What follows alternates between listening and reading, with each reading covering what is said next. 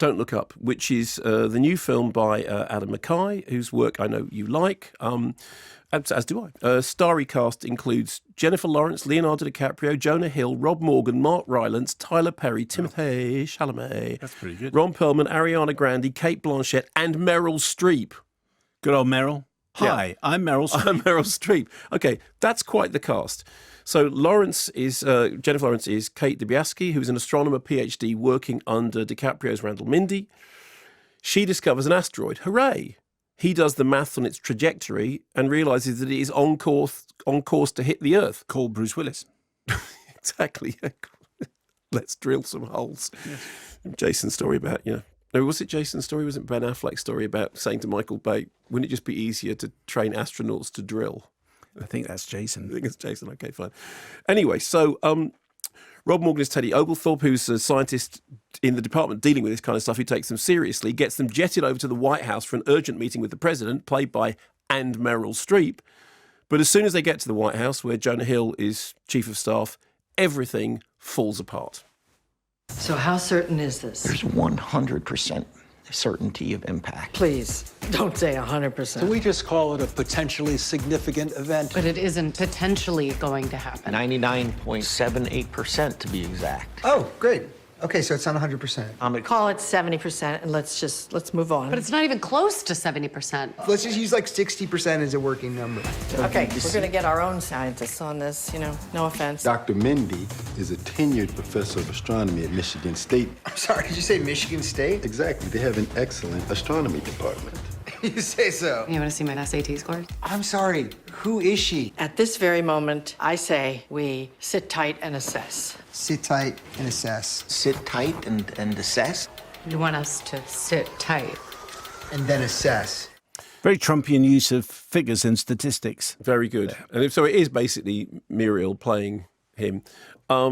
And so it's like a tragicomic satire about the political response to an impending tragedy in which no one is interested in scientific fact and everything is politicized. So Jennifer Lawrence's character is exasperated by TV chat shows and ends up shouting, "We're all going to die," which immediately just becomes an internet meme. And pictures of her face shouting, "We're all going to die," becomes a joke. DiCaprio becomes the sexy scientist with whom Kate Blanchett's Fox TV style host promptly falls. Mark Rylance is there sort of doing the evil side of his role from Ready Player One as the kind of the scientist who is actually the tech nerd, who is actually a boy who decides that actually what we don't want to do, we don't destroy the comic, we want to monetize it because there's a way of making money out of it. And he's got these kind of wall-to-wall teeth. He's got these amazing performing teeth. What's that Monty Python thing? Bongi and his amazing performing teeth. And there's a bunch of people who don't believe in the comet. And then there's a point when you can look up, you can see the comet, but then don't look up becomes the political, don't look up. Don't look up. That's basically what they want you to do. They want you to be sheep and look up. Don't look up. Look straight ahead. Now, clearly, when the film was written, because it was originally going to start filming in 2020, so everything up until that point was pre-COVID, so it's to do with global warming and global apocalypse and global catastrophe.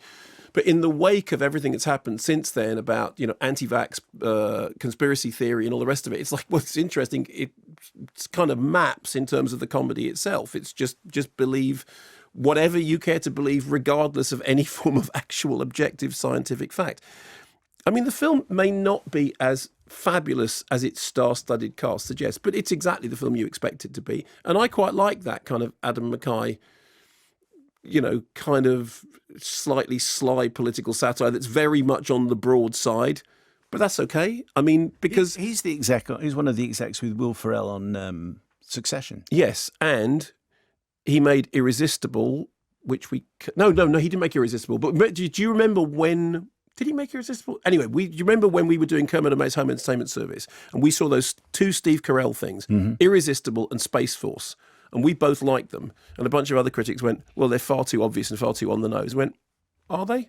Kind of enjoyed them. Anyway, it's released in UK cinemas now, globally on Netflix on December the 24th. It is exactly what you would expect it to be, and that was fine with me.